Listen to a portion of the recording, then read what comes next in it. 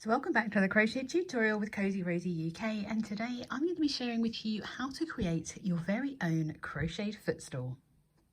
So as you can see, I've got a wide array of materials on my table here and a couple of extra things that aren't normally used in a crochet pattern, which I think is what makes this extra unique. They are both optional as well. But let me start by talking you through my yarn choices. I'm going to be using Paintbox Yarns Cotton Aran. Now this is a size 4 yarn and 100% cotton. So in the UK it's Aran, the equivalent is a worsted weight in America. And I've got two colours here, champagne white and granite grey. And I'm actually holding two strands together throughout this pattern and changing the colours of the strands that I'm holding to almost create my very own ombre look pattern.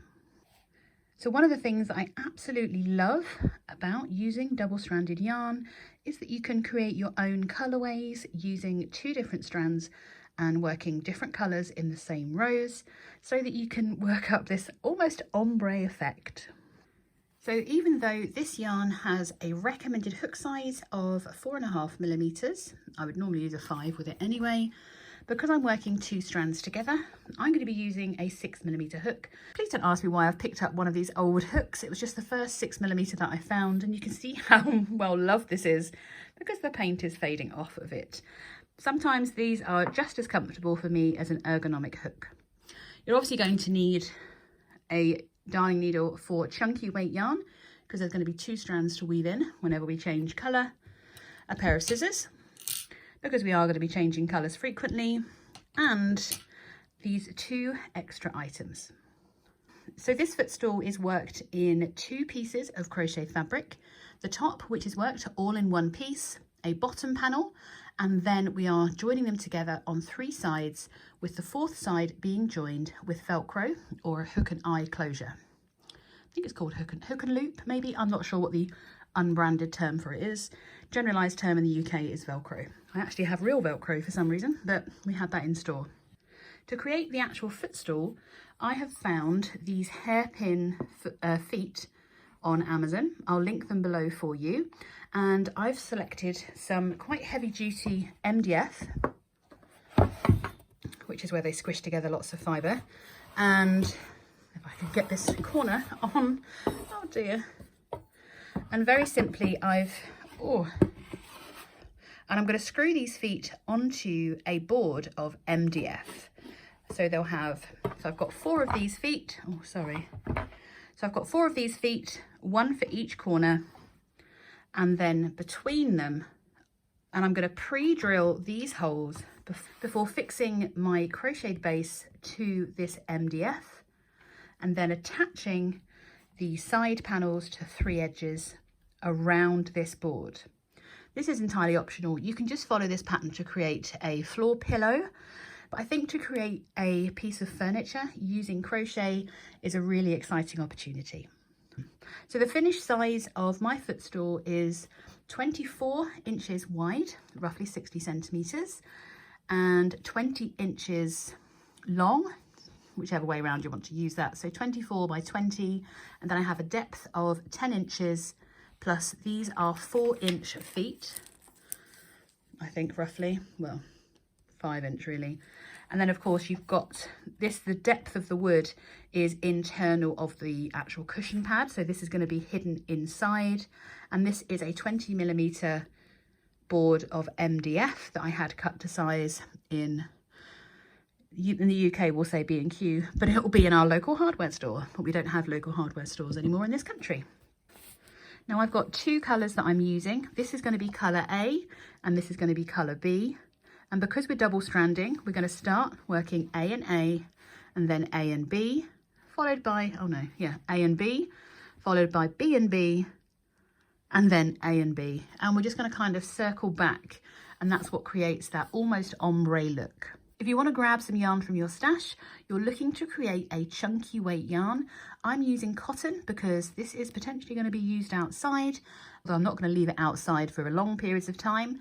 But I have made it so that the internal cushion is removable, which for me is quite an important feature. So grab your yarn, grab your 6mm hook, and let's get stitching. If you're not familiar with working with 2 strands of yarn, the easiest way that I find is to actually have ideally 2 balls. They are going to look like they're getting tangled, but I promise you they won't, providing you don't have to undo it. And we're going to literally work it the same as you would as if it's 1 strand of yarn. There's no difference to it at all. I even make my slip knot using those 2 strands of yarn and then place that loop as normal onto my hook. I simply then hold those 2 strands as if I am holding 1. So we're going to start by making our top panel, which is worked all in one. We start by creating one of our sides, so we need it to be as wide as we need it to be for the first side. We are then going to extend out on each side to continue working the panel and the 2 extra side pieces as well. Once we've worked those additional side pieces to the total length that we need, we then work on that final side of the cushion before fastening off and making our base. So for me, the first part of this pattern is going to measure 20 inches, which is the shorter side of my MDF piece of wood. With colour A and colour A, we're going to start by making a chain of 56. So we simply yarn over and pull through. We need to make sure that we are constantly working with both loops on our hook without dropping one of those strands. That's the only challenge, is making sure you work through both strands. It's easy just to pick up one. And we're just going to make our chain of 56. Why is that now getting involved? So continue on making your chain of 56 and I'll see you in a moment.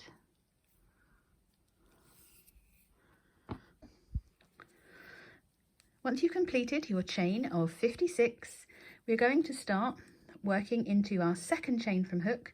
Remembering this loop doesn't count. There's our first loop. We're going to yarn over, ready to work under both loops of that top bit of our chain.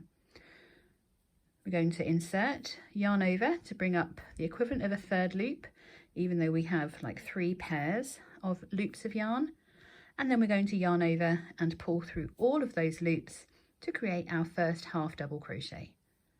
We're going to work 1 half double crochet into the next and each chain across to complete row 1. So we're going to work 1 half double crochet into each chain all the way back to our beginning slip knot. So continue to work across, making sure that you're working with both loops of yarn, and then I'll see you shortly for row 2.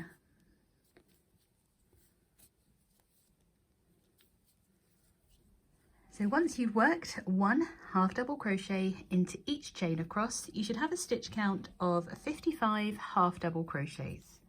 Now, as you can see, I'm already ready with my first ball of colour B, because we're going to change colour for row 2, working 1 strand of colour A, my graphite, and 1 strand of colour B, which is champagne white.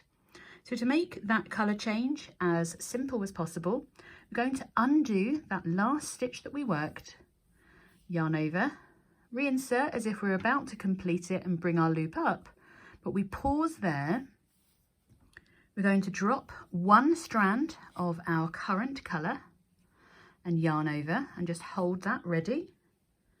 Bring in colour B, place it over the hook with the end at the back, and complete our last stitch with both colour A and colour B.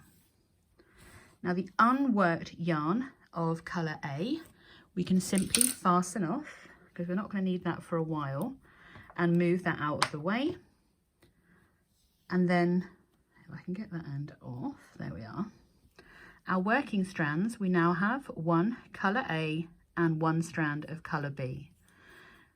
So for row 2, we're going to begin with our chain of 1. We turn our work and we are ready to work back along the top of row 1, working 1 half double crochet into each stitch across. I'm just going to bring those ends around the back because I am going to weave them as I go. So I've yarned over, ready to work into the same stitch as our chain 1, because our chain 1 does not count. I'm just going to place those ends over the top as well. And then once I've yarned over and brought through, I can pull through all the remaining loops and make sure those ends are going to be buried. We're just going to work row 2, working one strand of colour A and one strand of colour B, exactly the same as we did for round 1, except we're working into the top of the stitches. And it's going to create this almost random colourway. We're almost creating our own colourway by holding these 2 strands together. I'm not making sure that they're going through my hands in the same order all the time.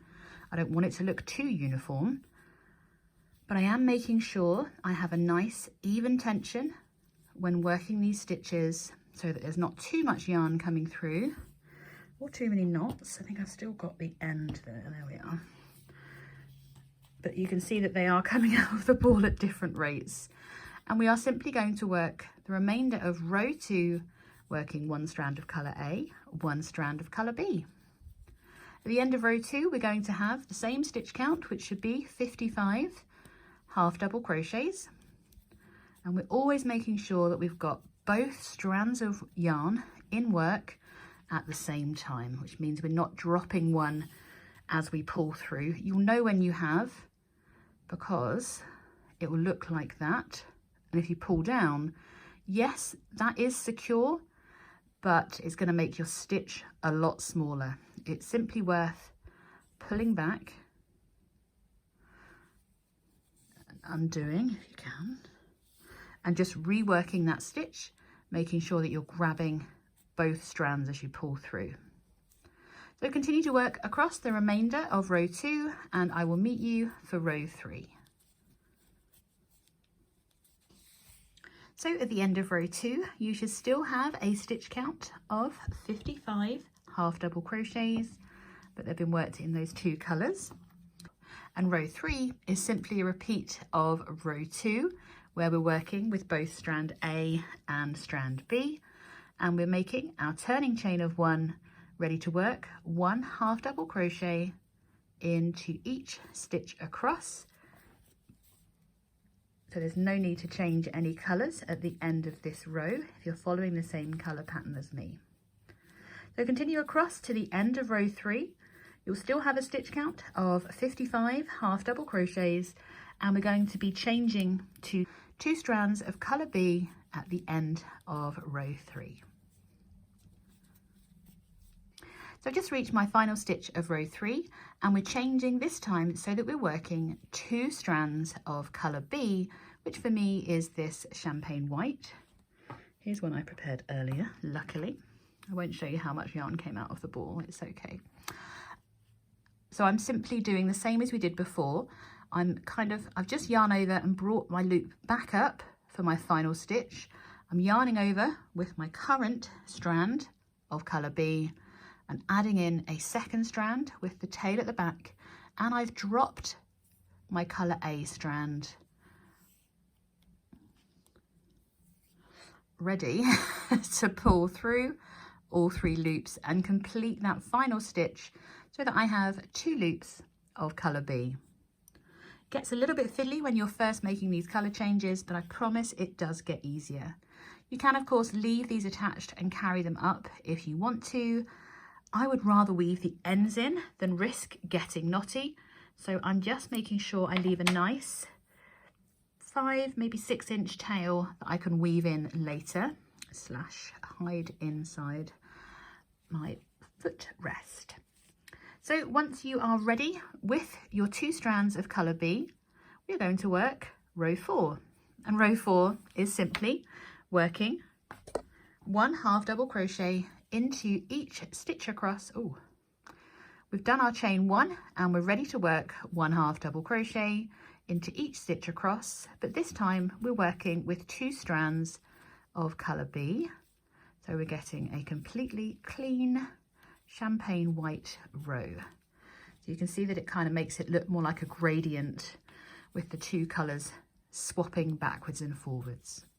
So continue across working 2 strands of colour B, working 1 half double crochet into each stitch across, and I'll meet you at the final stitch to change back to working one strand of colour A and one strand of colour B. So I've worked all the way along and I'm in my final stitch, just making that yarn over in those 2 strands of colour A, and we can drop one of these strands of colour A. I'm going to fasten mine off so I don't get myself confused. I'm going to yarn over ready with colour B, ready to add in our second strand, this time in colour A, so that we're working these 2 colours in our next row, and we're going back to working 2 rows working colour A and colour B. If I can pick up the right strand, there we are. So we're repeating row 2 again, working colour A and colour B. So we start with our chain of 1. I'm going to turn, yarn over, and also make sure I'm working over these ends before inserting my hook, bringing that loop up and pulling through all 3, just as we've done before. This time we're back to working 2 rows, working colour A and colour B all the way across. So we're doing the first row and then the second row, and then we're going to be ready to start our pattern repeat. So continue across to complete rows 5 and 6, working 1 strand of colour A and 1 strand of colour B, and I will meet you for row 7. So at the end of row 6, we are ready to change back to 2 strands of colour A.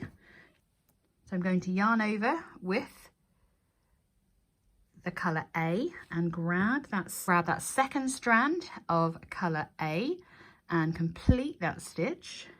Just going to make my chain 1 to secure, and then I am ready. Oh no, I need to fasten off that white. Ready to continue on, working row 7, working 2 strands of colour A. So continue across, working 2 strands of colour A all the way across to the end. Remembering in that last stitch, we are going to change back to working 1 strand of colour A and 1 strand of colour B. But I'm also going to tell you your pattern repeat for the remainder of this part of your panel.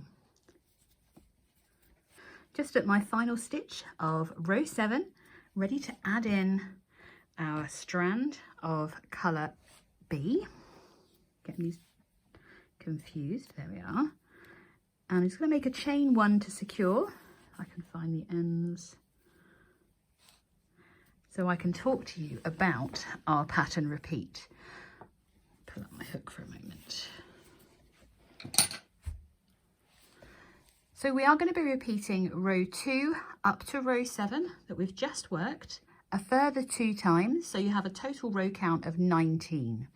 So repeating row 2 to 7 a further 2 times, and then I'm going to meet you for row 20, which is where we'll go back to a repeat of row 2 again effectively. And from there, for row 21, we're going to be needing to add on some additional chains, ready to work on the additional width we need to make this a 1 panel top for our cushion for our footstool.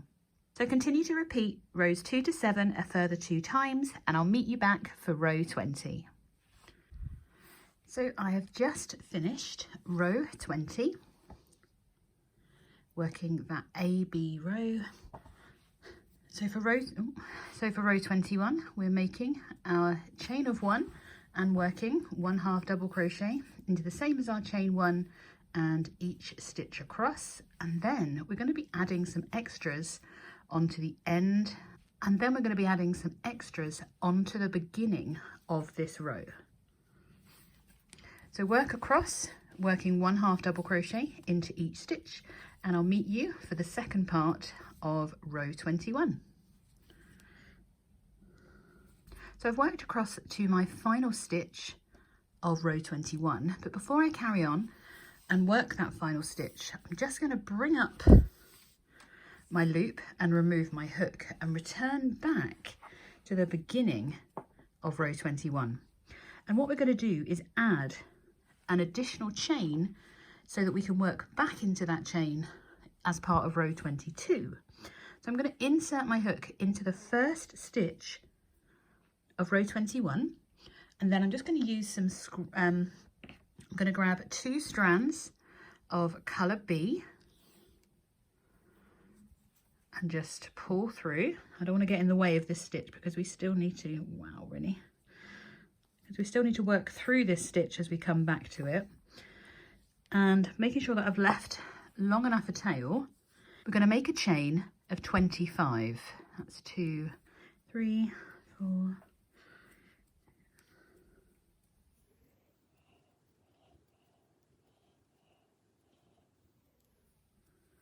22, 23, 24, and 25. I'm going to make a chain of 26 because I'm going to use that last chain as a little knot to fasten off. Cut those strands, and you see how that chain almost disappears. So I still have 25 chains that we're going to use in row 22, and I can still work into this stitch when we get to it because it's not in the way. So going back to our final stitch for row 21, just going to pop those loops back on my hook, and then I can work my final stitch changing to colour B, 2 strands of colour B. Oh, I've got in wrong there. There we go. So we can change back to 2 strands of colour B. If I find an end again, that one's attached, I think. Yep. Just place that over, changing back to colour B to end row 21. So at the moment, at the end of row 21, you're going to have your 55 half double crochets and a chain, an extra chain of 25. So going into row 22, we have 2 strands of colour B, and we are, and I've already done my chain 1, but we're actually going to do a beginning chain of 26. So that's number 1. So we're just making the same length of chain as we've already added to the beginning of row 21. Once you've made your chain of 26, we're going to turn our work, and this chain is now the beginning of row 22. We've made our chain of 26, and we are going to work 1 half double crochet into the second chain from hook. Remembering our loop doesn't count, there's our first. We're yarning over and working a half double crochet into that second chain from hook, and then we're working 1 half double crochet into each stitch across, back down. So we have added an extra 25 stitches. So once we've worked into that second chain from hook, we're working 1 half double crochet into each of the next 24 chains. That's 1, 2, and then we're going to continue to work across the row just as you would normally, working 1 half double crochet into each stitch across.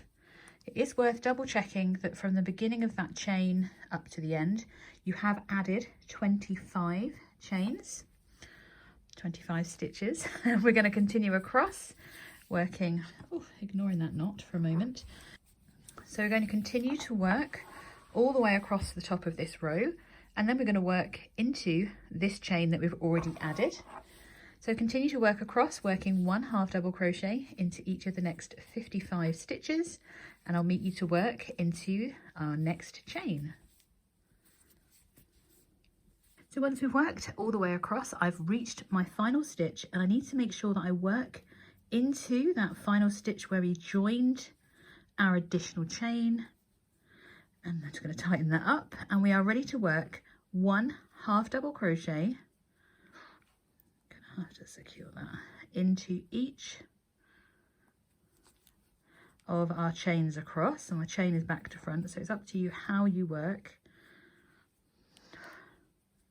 into your chain. You can work into your back bump, just work through the top loop as I'm doing, but again we're adding 25 stitches onto this end.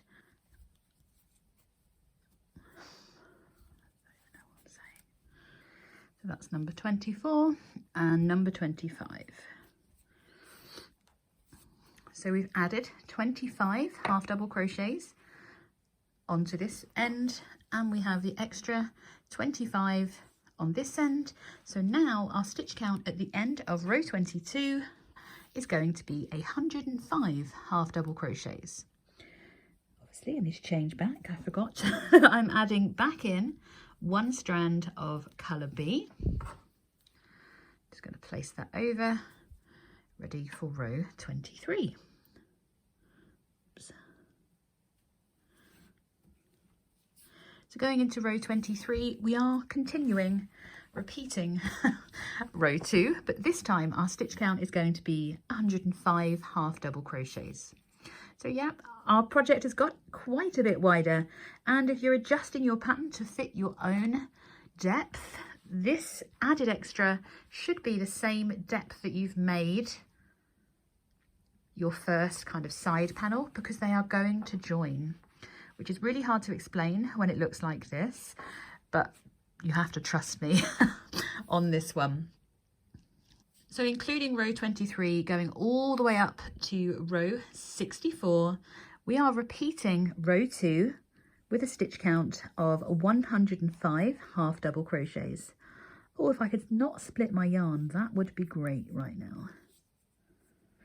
So for row 23 up to row 64, we're continuing to repeat row 2. It's just our stitch count has increased to 105, and we can continue with the same colour pattern as well.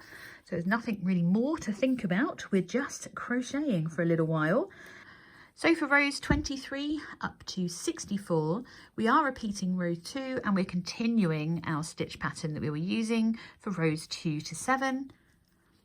And we're going to be repeating that colour pattern repeat for a total of 6 times, ending on 2 strands of colour A.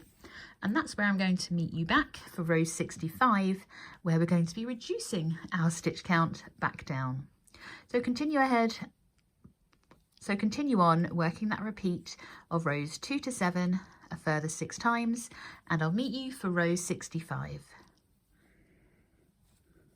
So I've completed up to row 64, continuing with our colour pattern, and this edge, so we've got 10 inches this way and then all the way up to here, now measures the longest part of my MDF, which is 24 inches. And we're going to have to fasten off and reduce the number of stitches that we're working. So I'm just going to work my final stitch. It appears that I haven't. Oh, I've done a chain one as well, that's never helpful. Just going to work my final stitch in this row, which looks impossible to get my hook through. There we go. And for once, we're not going to change colours. I'm just going to make a little chain one and fasten off both of these strands and pull that through. But before I do anything else, I'm going to turn my project, because we need to rejoin as if we're working this row. So our tail should be on this side of our project, and what we're going to do is to reduce our count, our stitch count by the additional number of stitches we worked to add that extra side panel. So for me, I will be rejoining my yarn in the 26th stitch across. So I'm simply going to count from where I've just fastened off, counting my stitches across so that I'm working the same number of stitches in the middle. So for me, that is 26. I'm going to join there. If you've adjusted your pattern, you need to make sure that you've left the same number of stitches that you added on to this extra section that we worked after the first section. So this was our first, this is so big now, sorry. So we started all the way back here with row 1, and we worked those first rows. We then added on that extra width on each side, and we're now going to be decreasing the number of stitches worked to the same number that we had originally. So we should be, so if we were to count in from the other side where we're not joining, we're going to have skipped stitches the same amount on each side of this panel, and we're going to work in the middle stitches only to the same count of 55 half double crochets. Of course, we're joining one strand of colour A and one strand of colour B. So I'm just going to get those ready. And you can either use a slip knot or just do as I will do, which is just place both strands over your hook and bring it through, ready to make a chain of one. I've got an end, there we are, with colour A and B, and then we're going to work into the same stitch that we've joined, working our first half double crochet. We're going to work across, working one half double crochet into the next 54 stitches, and that will give us our stitch count of 55, and then you should have a remaining 25 stitches on this end that remain unworked. So continue across, working one half double crochet into each of the next 54 stitches plus the one that we joined into, and that will be the total number of stitches for row 65. So you should have a total stitch count of 55 half double crochets. So I have just double checked all of my counting. So from where I've rejoined, I have 25 unworked stitches beginning from my tail. We rejoined, we've worked one half double crochet into the same as our join and our chain one, and into the next 54 stitches to give me a stitch count of 55, which I know is spot on. And I've just double checked that I still have 25 unworked stitches on the other end, and provided you made no changes or any adjustments to the pattern, you should be exactly the same. So for rows 66 all the way up to 88, we are repeating row 2, continuing in our colour pattern, and you should end on colour AA. So you should end on 2 rows, you should end on working 2 strands of colour A for row 88. So I'm going to make my turning chain of 1, and of course I'm still repeating row 2, but I'm doing my second row of strand A and B together, and I'm continuing to work all the way up to row 88. Of course you can fasten off, you're going to have a few ends to weave in, as you can see I certainly have a few. It's going to go onto our MDF. So once you've worked all 88 rows and you've fastened off, of course you're going to weave all your ends in, but you need to decide which side of your fabric you prefer. I have gone for this as my right side of my fabric. It is entirely up to you, but the best thing that we have to do now is we're going to be joining our corners so that we can create the kind of cube shape that we're looking to fit our pillows or our duvet covers inside. So this corner I've already done, and it's really hard to show on camera, but effectively we're going to be joining down each of the open kind of 90-degree angles so that we are bringing our cube together, so that when it stands up you have that cube shape, which you cannot see on camera. I'll try and take some photos and maybe insert it. So we're going to do this for each of these corners, and literally we're wanting to kind of place them together so that we can work all the way down and join them. And we need to have the right side of our fabric showing so that we end up with this really neat edge where we've joined them together. So to do that, we're going to join in the internal kind of corner. It looks like it would have been our first or our last stitch that we worked, or you can go through the kind of middle of it. I'm just going to go through this stitch here, and then I'm using the same colour to join all of my edges, which is colour A, and of course I'm using 2 strands, and we're just going to bring that through that kind of internal corner, making a chain 1 to secure. I'm going to keep these ends out, if I can find them. Where have they gone? Because I want to weave them in and keep this beginning as tight as I can. So where we've worked that chain 1, I'm just going to leave that and go into the next stitch, working over my end. And I want to go into the next kind of row end. So we're working the stitch side towards us on this corner and the row end is behind. So you can see that these are our rows and we know how many rows that we have, and we want to be working 1 stitch per row. So we need to make sure that we go into that first stitch and we are just making a single crochet. Oh, let me rearrange. And we're simply working 1 single crochet through each stitch and row end. So we've worked 1 single crochet here. We're going into the next stitch. And then I'm going to find the next row end. So I've worked into an AB row there. So this is the second AB row. And I'm just working another single crochet. Go into the next stitch. We're going into the A row there and working another single crochet. And we're just joining both of these kind of panels together along that 90-degree angle to create our cube shape.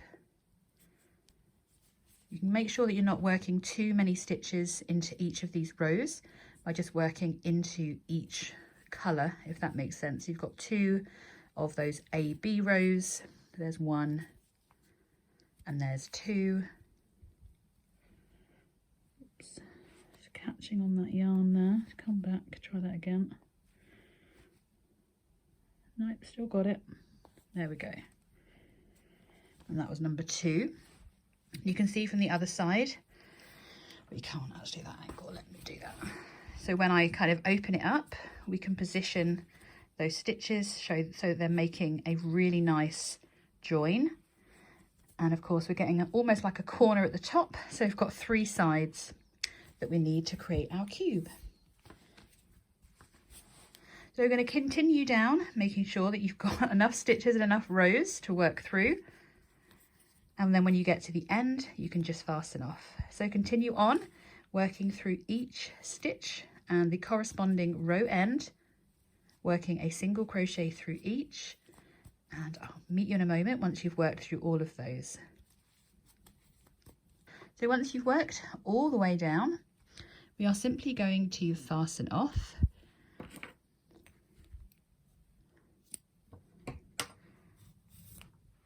So we're going to repeat this for all 4 of our 90-degree corners so that we can join them and create our 3-sided cube. But don't fasten off on your last join because we're going to work a round of single crochet all the way around the edge to help make joining the bottom panel, if we're making one, that little bit easier. So I just want to mention that because we're working them all with the right side facing on 2 of your joins, you're going to be working through the row ends closest to you, and it's just the same except you begin working your first stitch through your first row as opposed to through a stitch, but you're still kind of working across in the same ways. So this time we'd be working through our row end and then through our first stitch, and then we can continue down working through each row end and each stitch rather than the other way around. That's the only difference. So 2 are going to be facing this way, the way you're working through your row end first, and then 2 are going to be facing with your stitches first. So it doesn't matter which way you're working them, as long as you're working them from top to bottom, so there aren't any pesky ends at the top of our projects. They're all going to be at the bottom. Just get all 4 sides joined, and I'll meet you for that final one where we're going to continue on to neaten up that final edge. I'll see you in a moment for that final edging round. Once you've joined your final 90-degree corner, we are going to rotate our work, working along the end of our rows up to our next corner.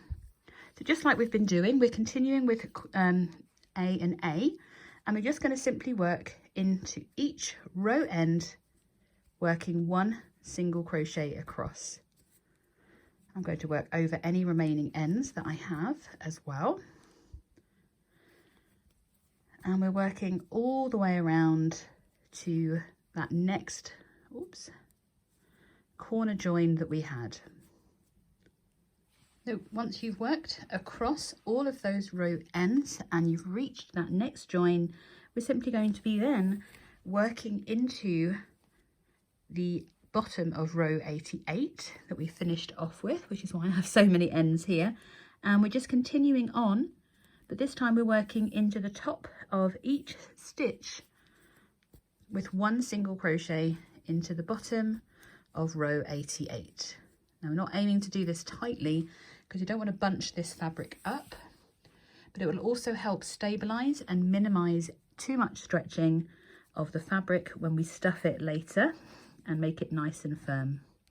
So continue across, working one single crochet into the end of row 88, all the way across to our next join, and I'll meet you there. Once you've worked all the way back along the top of row 88, we're rotating again and we're working back across these row ends across to our next join. So continue across, working into each row end, working one single crochet. Once you've worked, oh, nearly lost my hook there. Once you've worked all the way across the end of the rows and we're back to that next corner join again, we are going to continue across, but this time we're working into the other side. Move those ends out of the way for a moment. We're working into the other side of our beginning chain, and this will help neaten up any loose stitches you have in your chain. So you'll see there's your stitch, and at the other side you've got the remainder of your chain, and that's what we're working into. So we're just inserting our hook and continuing across, working one single crochet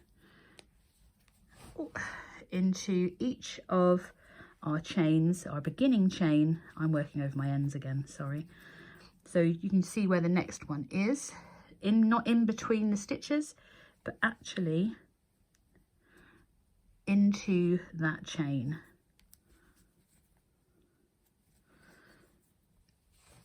So just continue across, working one single crochet into each of your chains from your beginning chain way back when, and I'll meet you once you reach the end of this section, because that's going to be where we're joining and fastening off this panel. I've reached back around and I have where my slip knot was originally when we first started our project. So I'm just going to work an additional single crochet into there just to kind of tighten that up a little bit, and then I'm going to join to the first single crochet that we made and slip stitch to join, and then I'm going to make another little chain one just to fasten off.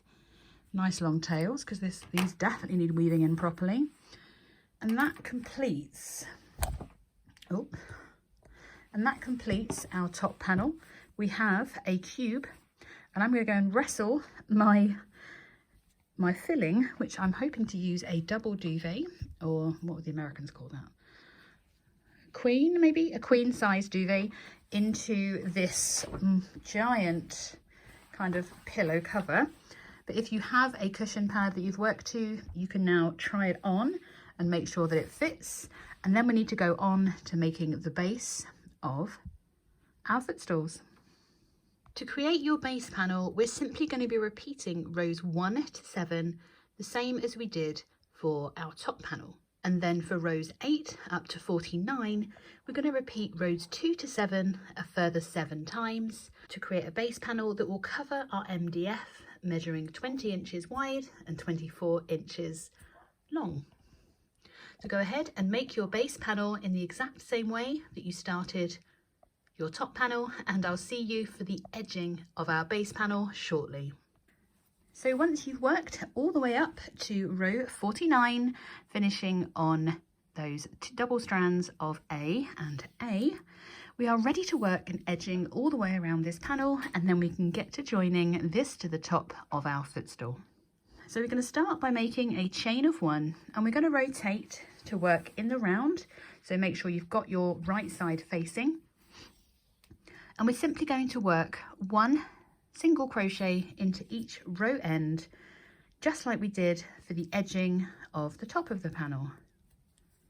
So we're just simply placing one single crochet, oh, I'm working a half double, one single crochet into the end of each row all the way down, using those colours as a guide, so we don't need to work too many of them, because you don't want this to be too spaced out, because what we're doing here is actually preventing it from stretching too much, because obviously this is going to be on the bottom of our footstool.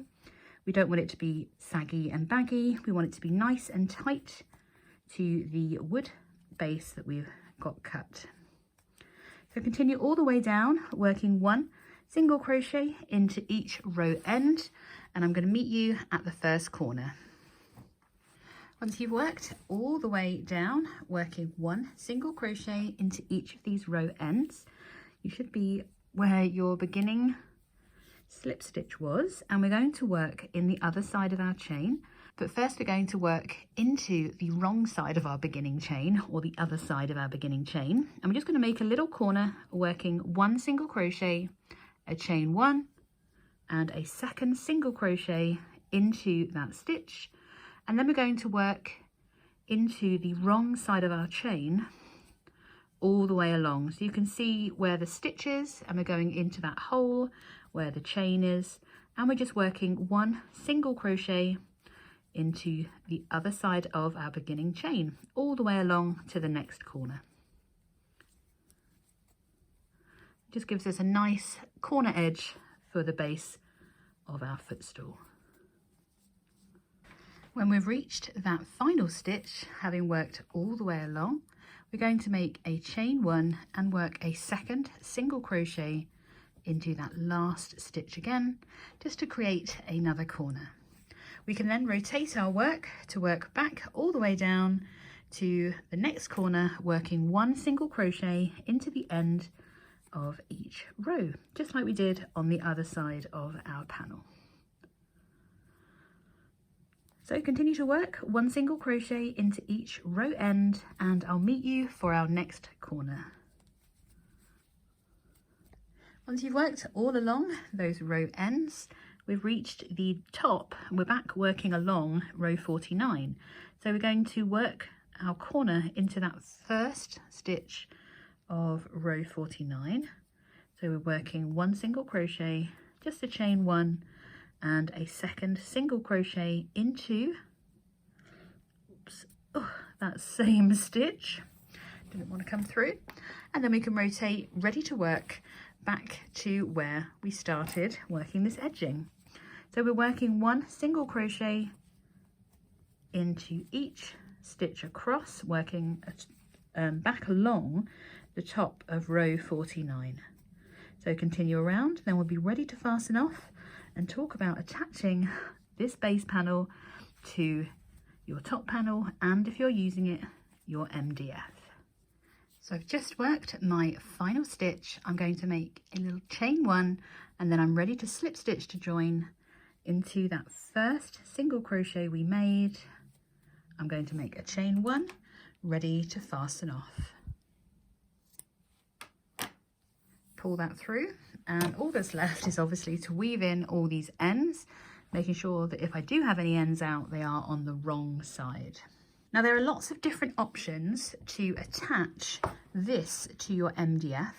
Now I am going to be sewing my feet through this panel, but I need to make sure that this bit doesn't stretch and sag in the middle of the panel. So the way that I'm going to attach mine is I am simply going to use spray adhesive onto the MDF and then fix this, making sure that these edge stitches, or this edging that we've just made, actually sits over the edge of the MDF. So I've already pre-drilled the holes. Oh, and it's now caught. And I'm going to I'm basically going to cover this MDF with spray adhesive, and then make sure that I position this edge stitch just coming over the edge of the panel. It can be literally right on there, but I want to be able to have First and foremost, it means that I can stretch my fabric over my board, making sure that it fits all the way up, because it does look a little bit short. Can't reach up that far, sorry, but it will stretch to fit. Absolutely no problem there at all. That's the idea of it, because I want it to be a tight fit. You have lots of different options to join your top panel. So what I'm going to do is actually sew the other side. I'm going to sew the other side of the Velcro to one side of my top section to match the same edge on my MDF. So the sew and stitch,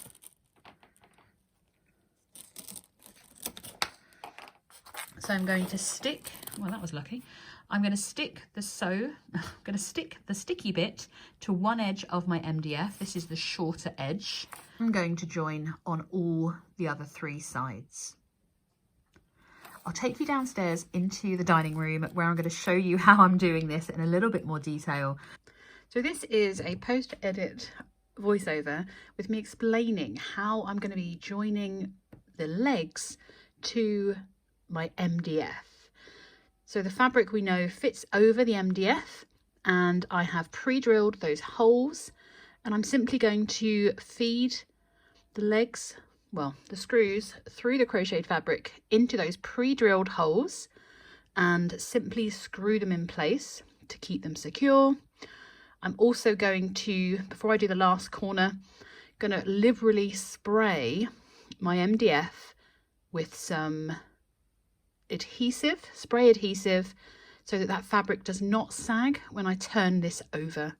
I have tried it without, and unfortunately it does kind of drop down. So it's definitely worth using some spray adhesive before finishing that final leg, so that fabric stays where you want it to stay. And I've got that Velcro strip on the other side that matches my top panel. So once these legs are affixed, I can flip it over, and then we can get sewing the top panel to the bottom panel with our stuffing. So now I've got the Velcro on one end, the back or the bottom panel is glued. So I've used spray adhesive to hold this up. It's not perfect, so I might have to go around with my glue gun later. But now we need to attach the top to the base. So we're just going to sew this edge to that edge with hopefully a nice neat whip stitch. So I'm just using one strand on a darning needle. So I'm going to start in the corner. I'm leaving all my ends in here because it's me, and I'm just going to work through one stitch or one side of each stitch, pulling it all the way through. Just for good measure, I'm just going to tie that so it doesn't pull itself through. It's going to look a little bit neater when we're doing a whip stitch, as in just going through the bottom and then through the next stitch in the top, almost working through the equivalent of the back loop. And it's just going to join these together. And because they're two strands, it's going to be a lot easier and a lot neater.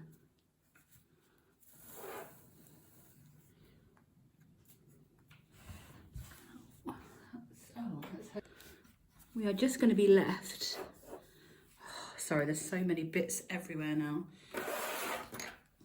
I was going to work a single crochet through, but it's just too awkward. So all I'm doing is working with one strand. I'm working through the back loop of the bottom and the front loop of the top, and literally just whip stitching it together.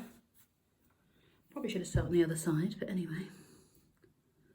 I'm just going to work my way around, sewing it all together, and then when I get all the three sides done, I'm going to leave my Velcro edge open because we don't need to sew that closed. You can, of course, if you want to, but I want to be able to replump. I'm using a double duvet But if you want to use cushions, or you want to store stuff in it, or you just want to seal it up once and for all, you can do. It's entirely up to you. But I want to be able to replump my cushion as we go. And it's giving that a really nice join. It's obviously not sewn. It doesn't look like it's been sewn together. And it's just going to close these edges. And that's why we've left this edge stitch open, so that we can sew nice and easily, doing a nice simple whip stitch. It's not going to stretch too much from the bottom because that is glued in place using spray adhesive.